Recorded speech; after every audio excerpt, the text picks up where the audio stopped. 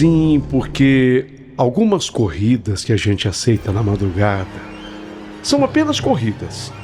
Alguém indo para casa, alguém indo para um hospital, alguém voltando do trabalho.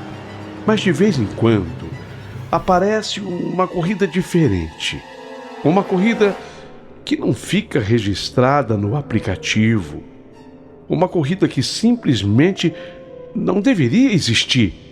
Não deveria existir. A história que você vai ouvir agora foi enviada por um motorista de aplicativo, o nosso querido amigo Jefferson. Foi numa madrugada aparentemente comum. De repente ele recebeu uma chamada. Ele teria que buscar um passageiro na Santa Casa. Até aí, tudo bem, nada estranho.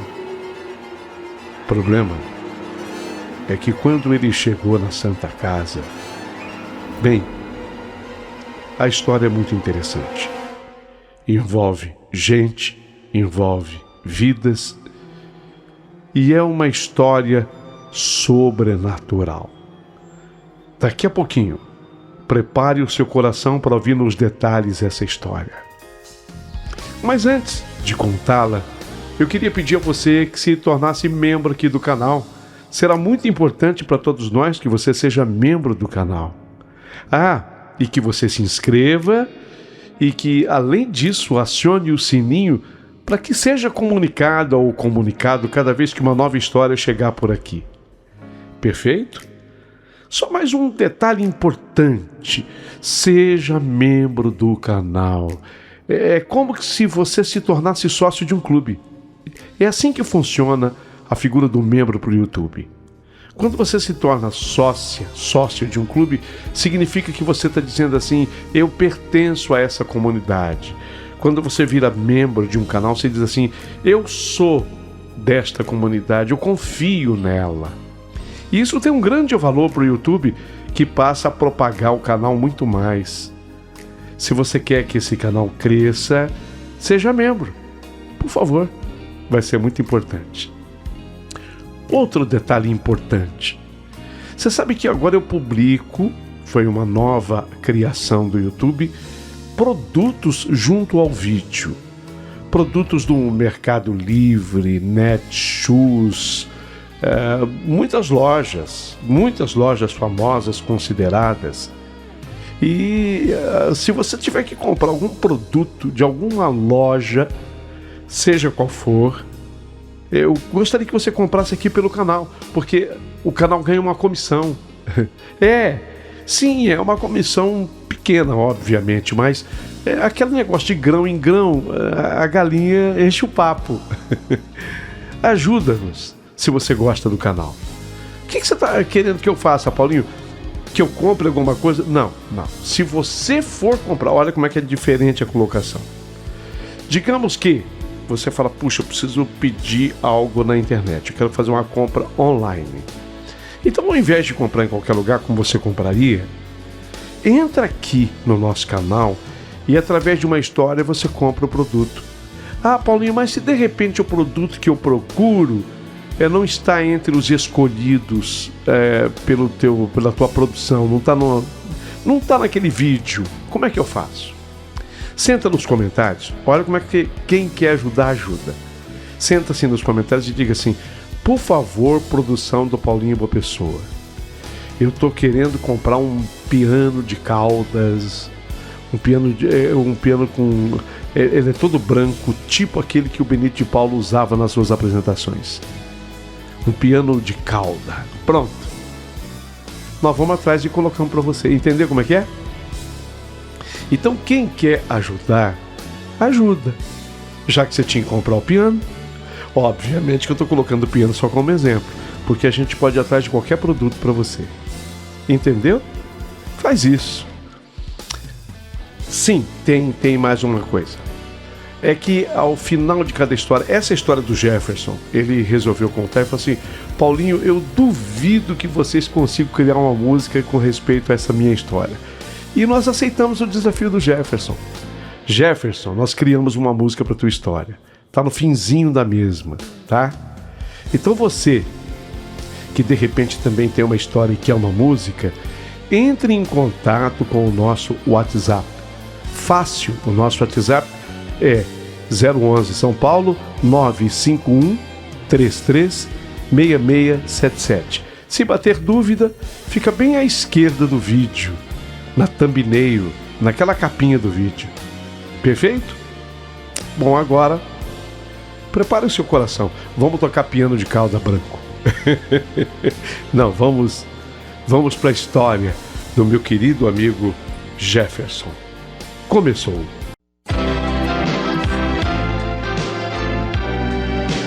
Rádio Emoção, Paulinho Boa Pessoa. A verdade de cada um.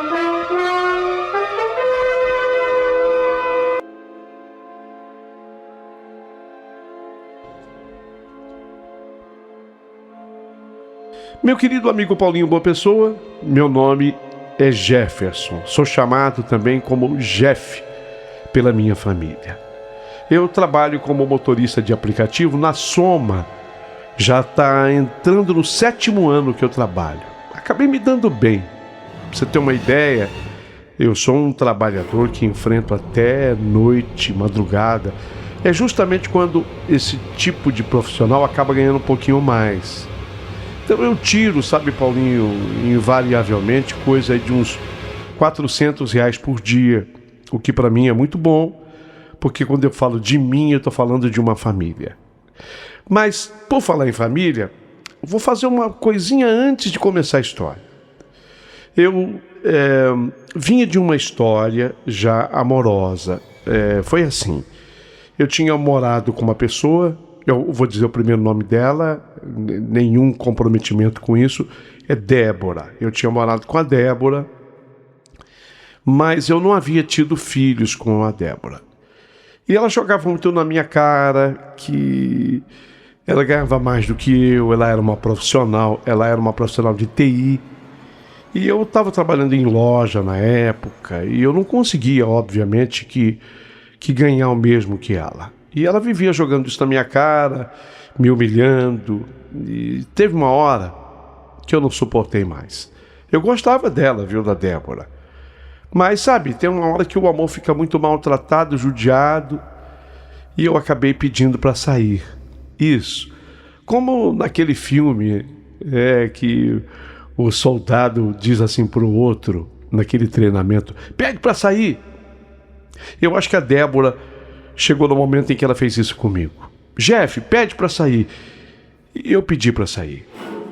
Isso me frustrava e deixava muito triste. Aí eu passei a me dedicar muito ao Uber. Eu tinha comprado um carro com esse objetivo e olha, eu passava 12 horas por dia dentro daquele carro trabalhando com Uber. E comecei até a ter um ganho diferenciado devido à minha dedicação.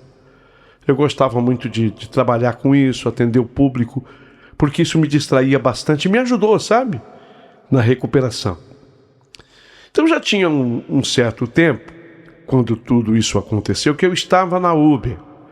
Para que você tenha uma ideia, já tinha pelo menos uns 3 anos que eu já estava na Uber e havia me separado da Débora, quando naquela madrugada caiu uma chuva fininha. Eu me lembro que era feriado. Era feriado de 15 de novembro. Então caiu aquela chuva fininha, feriado 15 de novembro. De repente caiu aquela chamada, aquela corrida. O hospital, bom, eu estava acostumado a trabalhar, né? Eu corria para o hospital, rodoviária. Quem trabalha na rua e especialmente à noite, acaba vendo de tudo um pouco, a verdade é essa. Mas o que aconteceu comigo nessa madrugada, era uma terça-feira, isso nunca eu consegui explicar direito. E olha que eu sou um cara muito pé no chão. Eu não sou de ficar vendo coisa onde não existe, onde não tem. Mas naquela noite, alguma coisa aconteceu e até hoje, quando eu passo perto da Santa Casa de madrugada, eu me lembro daqueles fatos todos. Era por volta de 2h15, 2h20 da manhã, a rua estava praticamente vazia, eu tinha acabado de deixar um passageiro perto do centro, e eu estava parado dentro do carro, esperando aparecer uma outra corrida. Quem trabalha de madrugada sabe como é. A gente fica olhando o celular naquela expectativa, olhando assim o mapa, esperando aquela corrida chegar. E de repente, toca aquele toque mágico do Uber. A corrida apareceu. Origem da corrida, Santa Casa. Destino, um bairro residencial, ali mais ou menos a uns 15, 20 minutos de distância da Santa Casa. A gente considera assim uma corrida mediana. Não é curta, não é longa, uns 20 minutos. Mas corrida de Hospital Paulinho, a gente não costuma... Bom, eu sou do tipo de motorista de aplicativo que não gosto de recusar corrida. Até por isso a minha classificação é muito boa. E especialmente se era corrida de hospital, a gente não recusa em hipótese alguma. Eu aceitei. Aí liguei o carro, que estava inclusive desligado, e segui. O hospital de madrugada tem aquele clima diferente, né? Não sei explicar direito. A iluminação parece que é mais fraca, silêncio maior, e sempre tem alguém esperando alguma notícia. Quando eu virei na entrada da Santa Casa, eu já vi um senhor assim, parado. A Santa Casa, ela tinha uma rampa. A Santa Casa da minha cidade é assim. Ela tem um portão que sempre fica aberto, óbvio, porque é o portão do socorro. Então você entra por aquele portão, tem uma rampa, aí naquela rampa tem uma parte coberta, e você para naquela parte coberta para descer o passageiro ou apanhar o passageiro, ou quem quer que esteja ali. Quando eu subi aquela rampa, um senhor já estava parado ali, exatamente ali. Ele estava assim, sozinho. Ele parecia já estar esperando o carro. Eu encostei devagar, abaixei o vidro. O senhor que pediu o aplicativo, fiz a pergunta para ele, né? Foi o senhor que pediu o aplicativo? Ele se aproximou do carro bem devagar, devia ter uns 80 anos. Talvez até um pouco mais do que isso. Magro, cabelo todo branco. Ele usava um casaco assim escuro e uma calça social. Ele abriu a porta traseira e entrou. Boa madrugada, eu falei para ele de maneira educada. Ele respondeu baixinho: boa madrugada, meu filho, para você também. A voz dele era calma, mas cansada, uma voz muito cansada. Durante a corrida, eu comecei a dirigir. Pelo espelho retrovisor, dava para eu ver o rosto dele meio iluminado pela luz da rua. Ele olhava pela janela, calado, muito calado. Motorista de aplicativo desenvolve um instinto. A gente percebe quando o passageiro quer conversar ou não. Quando ele quer ficar na dele. E eu percebi que aquele senhor, ele queria silêncio. Mesmo assim, depois de uns minutos, eu falei: o senhor estava no hospital? Ele demorou até um pouco para responder. Sim, eu estava sim. Depois ele ficou calado de novo. Eu tentei puxar a conversa mais uma vez. Tá tudo bem com o senhor? Ele respondeu: comigo tá. Mas parecia que tinha algo passando pela cabeça dele, parecia que ele estava pensando, estava preocupado com alguma coisa. Sabe quando a pessoa está preocupada com alguém? Era exatamente essa a impressão que ele me causava. Eu até pensei comigo: esse senhor, ele deve ter algum parente internado, mas como ele não está me dando abertura, né, para falarmos, vou ficar na minha. Chegamos. O endereço, uma rua tranquila, casa simples. Eu encostei assim o carro na frente, ao número que aparecia no aplicativo. Uma casa pequena, mas bem cuidada. Fiquei esperando então que o senhor descesse. Eu até falei: chegamos, senhor. Mas ele não respondeu. Achei que talvez estivesse procurando alguma coisa que ele tivesse deixado no assento do carro. Qualquer coisa, isso acontece muito com o passageiro. Sei lá, de repente um celular. Esperei alguns segundos, silêncio. Olhei para frente, depois eu olhei pelo espelho retrovisor e naquele momento me deu um arrepio. Um arrepio frio, eu não esqueço disso até hoje. O banco traseiro estava vazio. Levei aquele susto. Na hora eu pensei: não, mas não é possível. Eu tinha certeza absoluta que o homem ainda estava ali. Será que ele foi tão rápido que ele já desceu e eu não vi? Mas peraí, não abriu a porta. Não ouvi a porta bater e a porta estava fechada. Eu havia conversado com ele havia pouco tempo. Eu parei assim o carro, virei para trás, nada. A porta, conforme eu narrei, fechada, banco vazio. Eu até passei a mão assim pelo banco como se, sei lá, eu duvidasse que eu não estivesse enxergando direito. Meu coração começou a bater forte. Eu pensei, gente, será que esse homem desceu? Ele foi tão rápido que ele desceu e eu não vi? E já entrou na casa? Mas, repito, eu não tinha escutado a porta abrir, eu não tinha escutado a porta fechar. Não. Aí eu não me conformei. Eu desliguei o carro e eu desci. A rua estava completamente vazia, nem sinal desse senhor. E algo chamou a minha atenção. Quando eu estava ali parado tentando entender o que tinha acontecido, eu reparei numa coisa: a luz da casa estava acesa. A luz daquela casa onde eu havia levado o senhor, ela estava acesa. E vindo de dentro, dava para ouvir gemidos ali, sabe? Gemidos de dor. Eu comecei a reconhecer, inclusive, vozes. Uma mulher falando assim, nervosa, aguenta, minha filha. Era o que eu entendia. Aguenta, minha filha, aguenta, vai passar. E eu fiquei imóvel por um segundo e aquele ai, ai, e aí parava. Eu imaginei, porque era para eu imaginar de fato isso, tem gente passando mal aí dentro. Aquilo me incomodou. Então eu comecei a deduzir, será que o senhor sabia disso? Ele parou aqui, entrou correndo para ver o que é. Toquei a campainha. Isso, gente, já umas quase 3 horas da manhã, eu toquei a campainha. A porta se abriu, demorou uns segundos para que se abrisse, depois a porta abriu e uma senhora apareceu. Essa senhora devia ter uns 70 e poucos anos. O rosto dela estava aflito e quando ela me viu ali à porta, ela parecia que tinha visto um anjo. Ela gritou, meu filho, graças a Deus que você apareceu. Um minuto, eu fiquei confuso. Meu filho, por favor, entra aqui, vem aqui. Eu entrei. Aquela mulher estava pedindo uma espécie de socorro para mim e alguém gemendo com dor.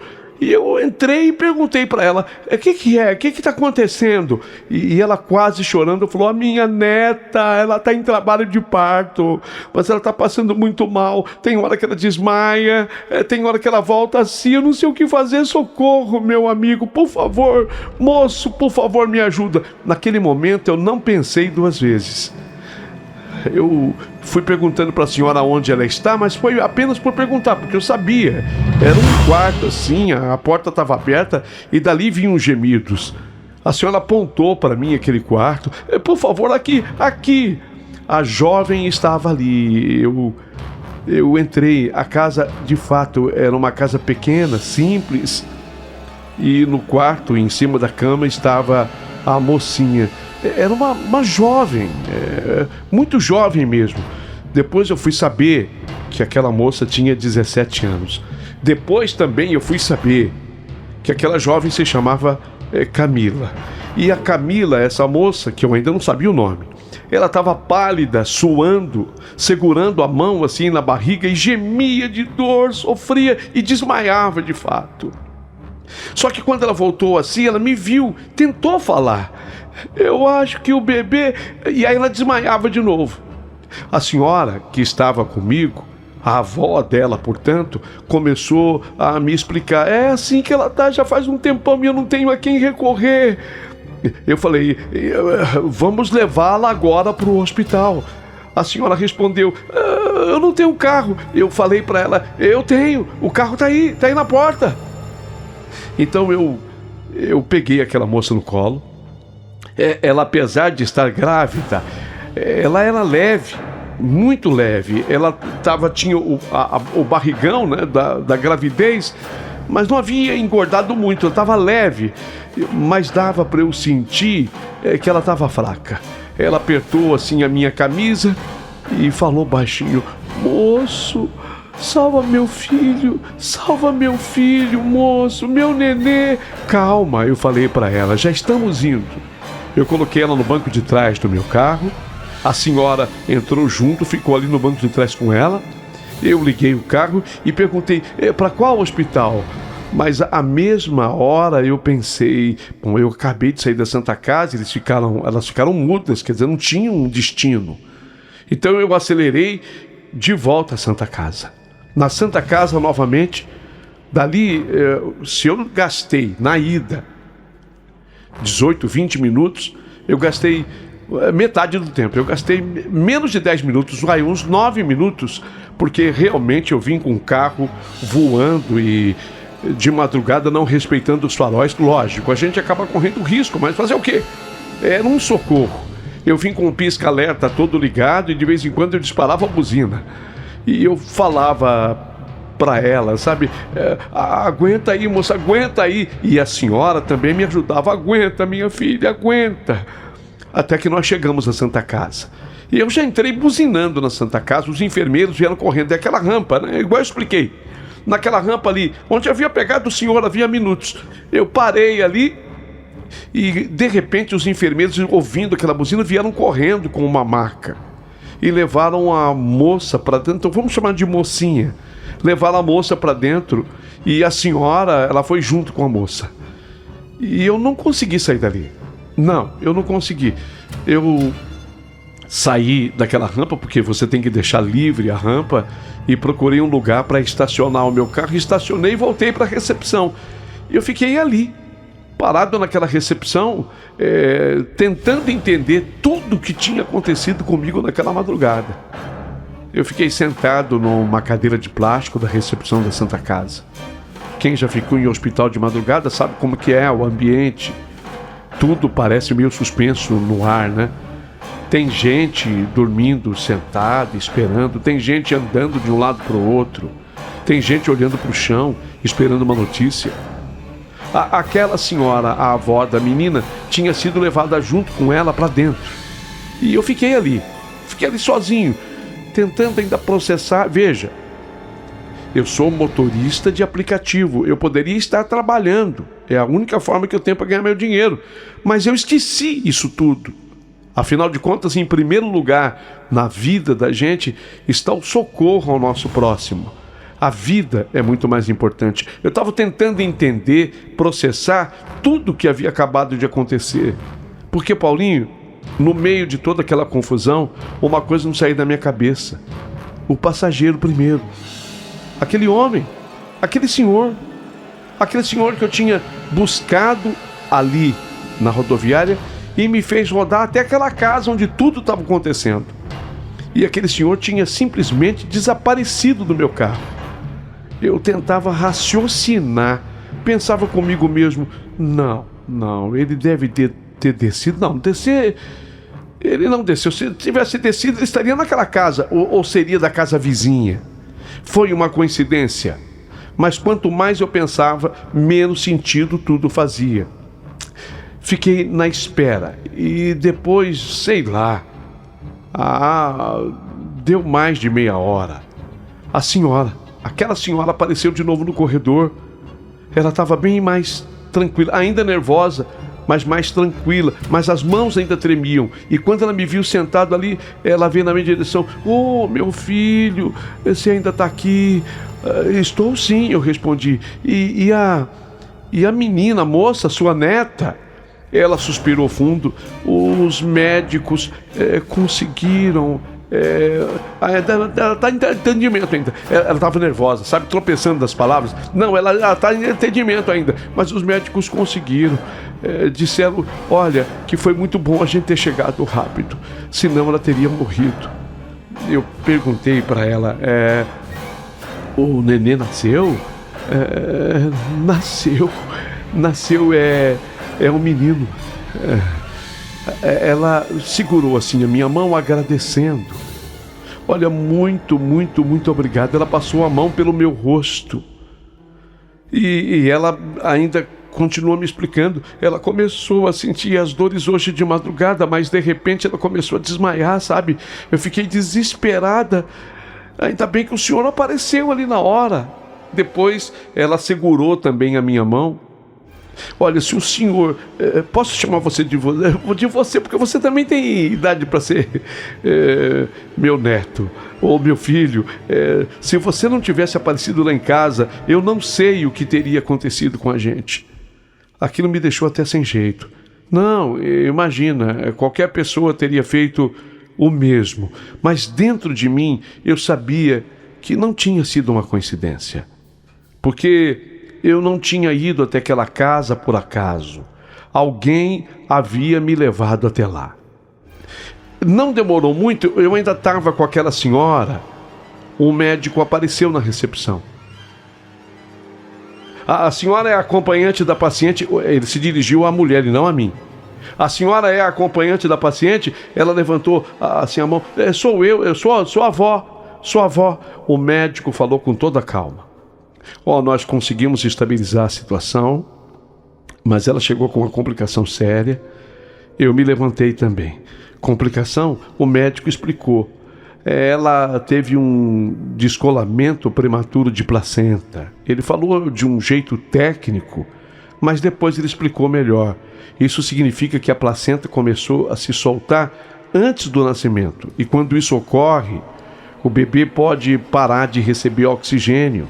A mãe pode sofrer uma hemorragia grave.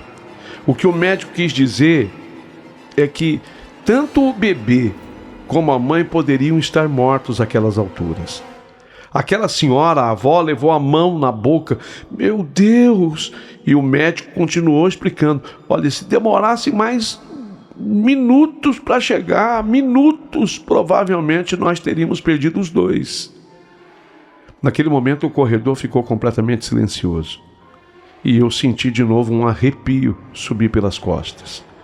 Porque se eu não tivesse parado na porta daquela casa àquela hora, se eu não tivesse tocado aquela campainha, se eu tivesse simplesmente ido embora, bem, o bebê havia nascido. Graças a Deus. Eu já estava me preparando para ir embora e aí aquela avó, aquela senhora, falou: oi, por favor, eu nem perguntei o seu nome, moço. Só foi um anjo essa noite. Como você chama? E eu falei para ela: meu nome é Jefferson. Jefferson, meu nome é Jefferson. Ela me agradeceu, me deu um abraço. E aí eu fui embora mais tranquilo. Vocês acreditam que naquela madrugada eu não tive mais condição de voltar a trabalhar? Fui para casa. E depois disso alguns dias se passaram. A vida voltou ao normal. Eu continuei trabalhando. Corrida de aeroporto, corrida de supermercado, corrida de hospital. Mas aquilo tudo não saía da minha cabeça.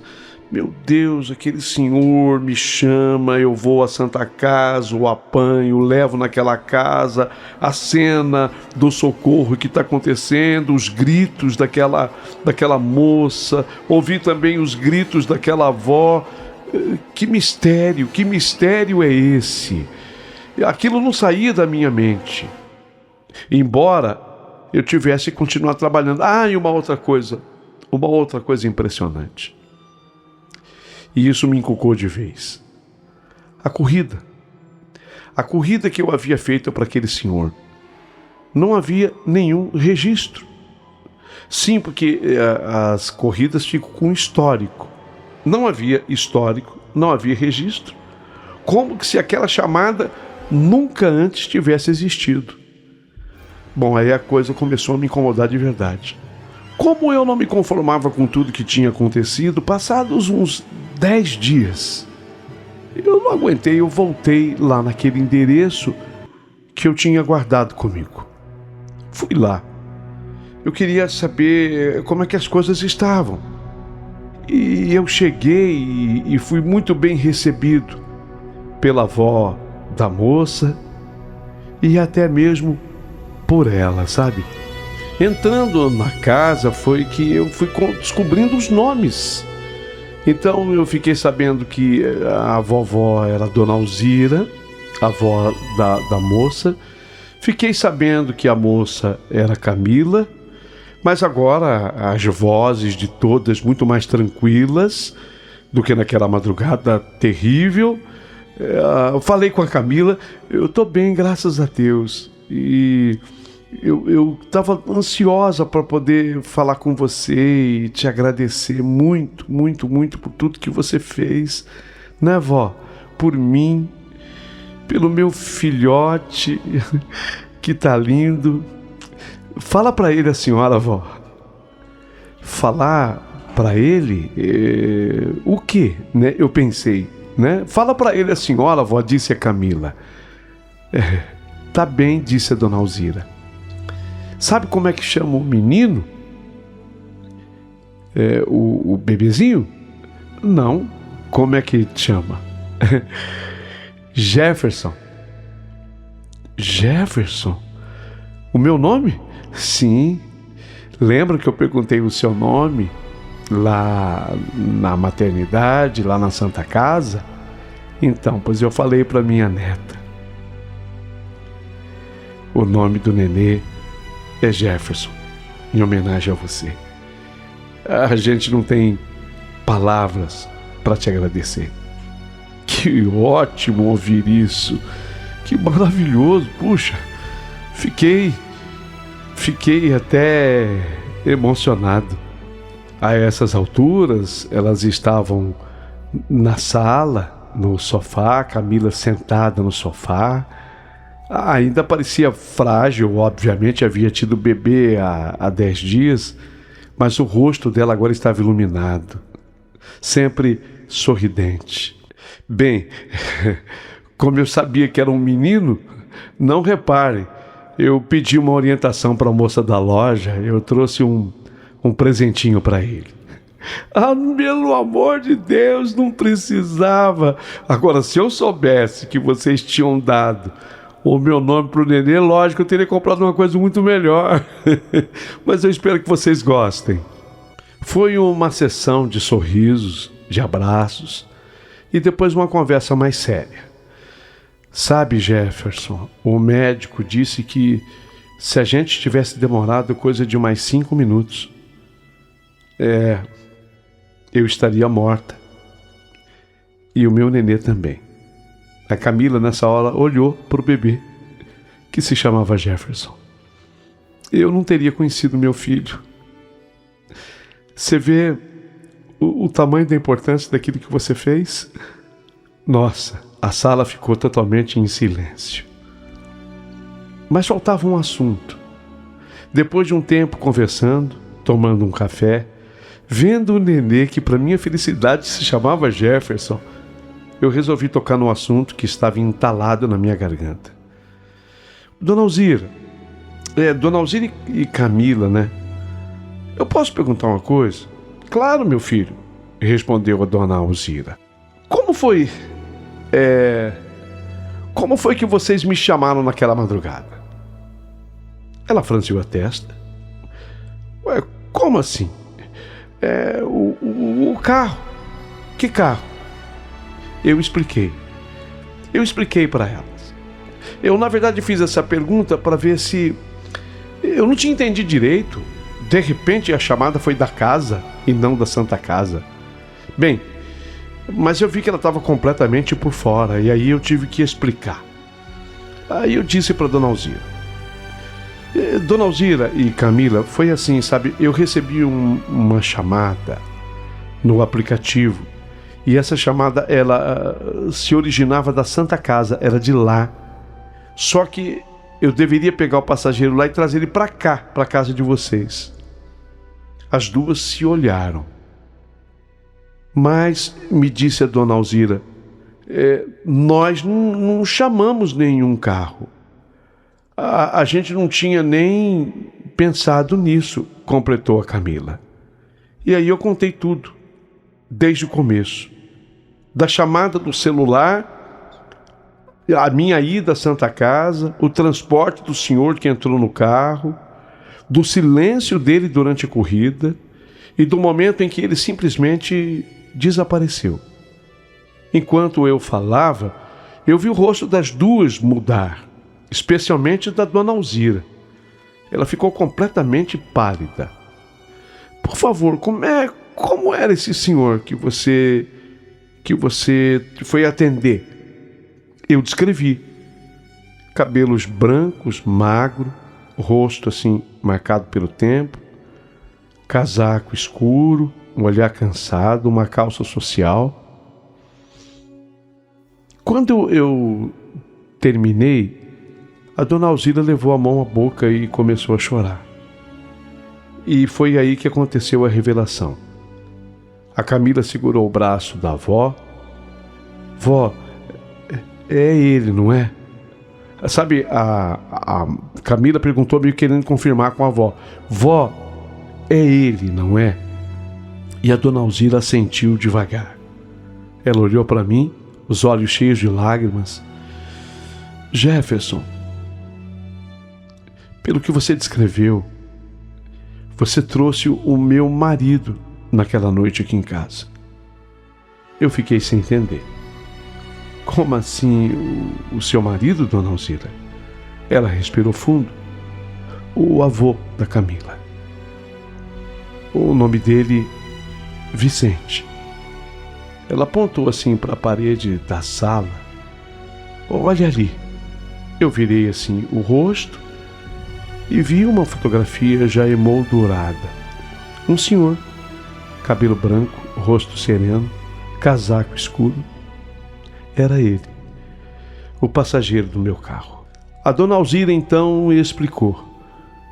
O Vicente, meu marido, adorava essa menina, Camila. Ela disse isso olhando para Camila. Ele era louco por essa neta, sabe?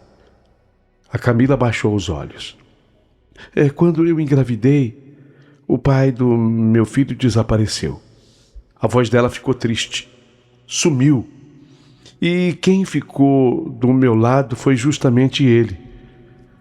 O meu avô. O meu amado avô. A dona Alzira continuou. Ele estava muito preocupado com o parto dela. Muito mesmo. Ela respirou fundo. Mas naquela semana, ele teve um AVC. Meu coração se apertou.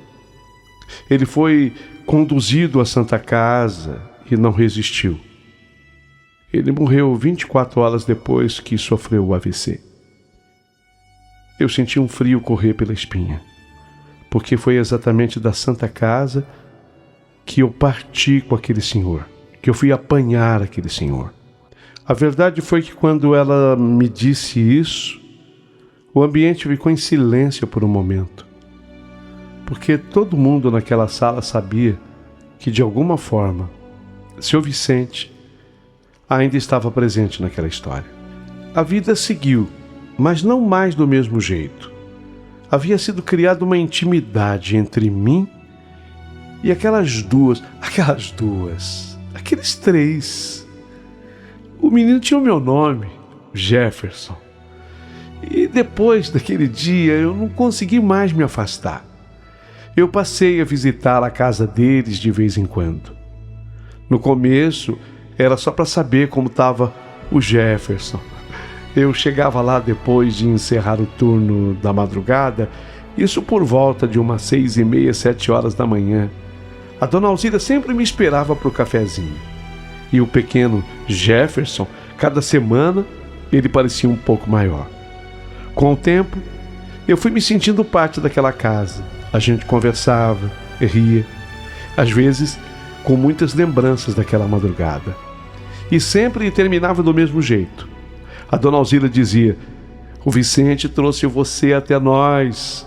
E eu respondia: às vezes eu fico pensando nisso também, dona Alzira. O tempo foi passando, meses se passaram. O bebê começou a sorrir, depois a engatinhar, e a Camila foi se recuperando daquilo tudo. Ela era uma menina muito forte e dava para ver que ela tinha passado por muita coisa na vida. Ser mãe aos 17 anos, sozinha, sem o pai da criança por perto, não era uma tarefa fácil. Mas ela nunca reclamava, sempre cuidando do menino com carinho que dava gosto de ver. E aos poucos, sem que eu percebesse, a nossa amizade foi mudando. A gente conversava mais, saía às vezes para tomar um café na padaria da esquina. Eu ajudava quando podia, com o nenê, levava fralda, brinquedo, essas coisas. Até que elas me surpreenderam com um convite que sinceramente eu não esperava. Chamaram para eu ser padrinho. Eu seria o padrinho e a dona Alzira, a madrinha do bebê. Puxa vida! Meu Deus do céu, isso me surpreendeu demais. Quase 1 ano e meio depois daquela madrugada, eu percebi uma outra coisa. Eu não estava mais indo naquela casa só para ver o nenê. Eu estava indo também para ver a Camila. Foi um novo começo. Foi numa tarde simples, a gente estava sentado no banco daquela pracinha com o pequeno Jefferson no carrinho, meu afilhado. O sol estava se pondo e eu falei: "Ô Camila, posso te perguntar uma coisa?" Ela olhou para mim: "Pode." Eu fiquei meio sem jeito, mas eu falei mesmo assim: "Camila, você já pensou na gente?" Ela ficou quieta por alguns segundos, depois sorriu. "Já." E assim, quase sem perceber, a nossa história começou. Olha, hoje faz um pouquinho mais de 3 anos que nós estamos casados. O pequeno Jefferson continua crescendo forte. A dona Alzira diz que agora pode dormir em paz, tranquila, porque a família dela está completa de novo. A última coisa que aconteceu, mas antes de terminar meu relato, tem uma última coisa que eu nunca contei para ninguém. Uma coisa que aconteceu na mesma semana em que eu comecei a namorar a Camila. Foi na mesma semana que o namoro oficial começou. Era madrugada, eu estava trabalhando e, por coincidência, eu peguei uma corrida perto da Santa Casa. Quando eu deixei o passageiro, eu resolvi parar o carro por alguns minutos, porque na porta da Santa Casa tem assim uma imagem da Sagrada Família, sabe? Eles estão assim Sabe aquela manjedoura que normalmente colocam em presépio? Só que aquilo é feito de pedras e fica assim na frente da Santa Casa, a Sagrada Família. Então tem Nossa Senhora, São José e o Menino Jesus. Parei ali para fazer assim uma oração. A rua estava silenciosa. Cheguei a desligar o motor do carro e fiquei olhando para a Sagrada Família. Quando eu olhei assim do outro lado da rua, eu vi perto de um portão um senhor parado, com as mãos cruzadas assim atrás das costas. Sabe quando a pessoa coloca os braços e mãos para trás e cruza as mãos atrás das costas? Ele estava olhando para o hospital, exatamente assim. E eu senti um arrepio imediato, porque eu reconheci aquela postura, reconheci aquele corpo magro, reconheci aqueles cabelos brancos. Era ele, sim, seu Vicente. Eu pisquei forte com os olhos, achei que a minha cabeça tivesse me pregando uma peça, mas naquele momento o Senhor virou o rosto na minha direção e fez uma coisa muito simples. Ele sorriu, um sorriso tranquilo, de quem finalmente estava em paz. Depois levantou a mão como quem se despede e começou a caminhar devagar pela calçada. Eu fui até atrás dele um pouco. Cheguei a dizer: Senhor! Mas quando eu cheguei na esquina, não havia mais ninguém. a rua estava completamente vazia. Até hoje eu não sei explicar o que aconteceu naquela madrugada. Talvez eu nunca saiba. Mas de uma coisa eu tenho a mais absoluta certeza. Se não fosse por aquela corrida, aquele bebê não teria sobrevivido. O nome dele é Jefferson. E agora, por essas coisas da vida, por esses mistérios da vida, ele é meu filho. Ele me chama de pai. Ele é meu filho. Eu jamais teria encontrado a família que hoje é minha, se não fosse aquela corrida, aquela chamada. Então, às vezes, quando alguém entra no meu carro de madrugada, eu lembro daquela história.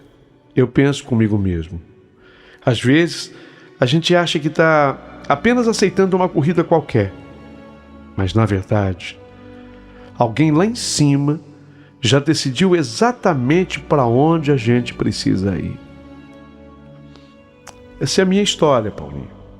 E eu adoraria, a partir de agora, receber muitas chamadas pelo telefone.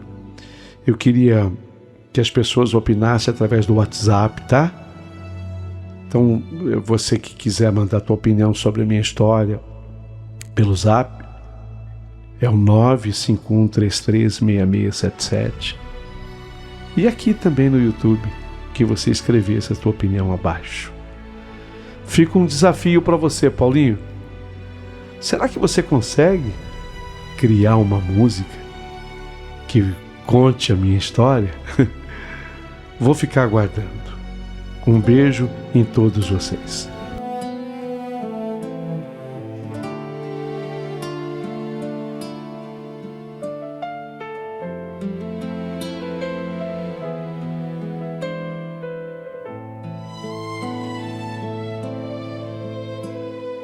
Era madrugada fria, na cidade adormecida, luzes cortando a rua vazia.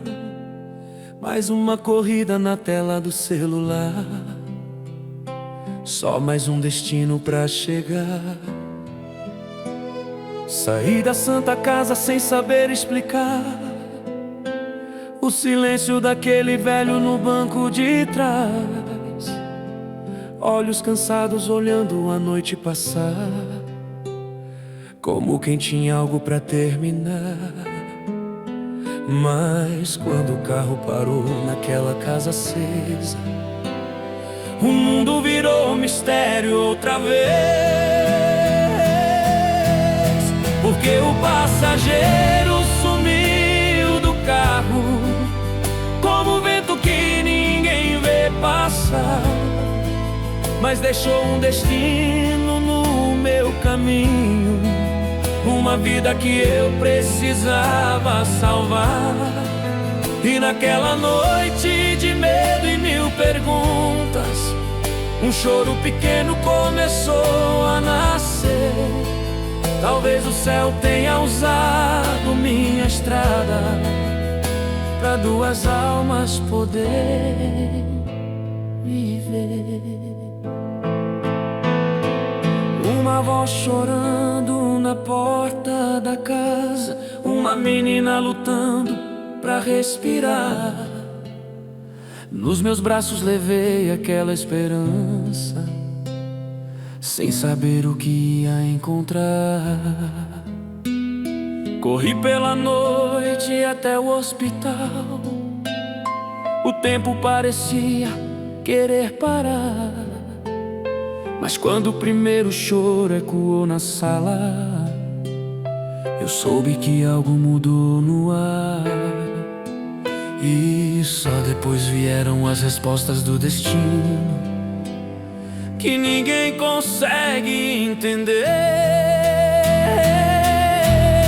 Porque o passageiro sumiu do carro, como o vento que ninguém vê passar.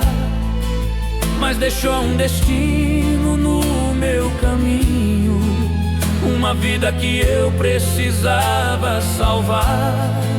E naquela noite de medo e mil perguntas, choro pequeno começou a nascer. Talvez o céu tenha usado minha estrada para duas almas poderem viver.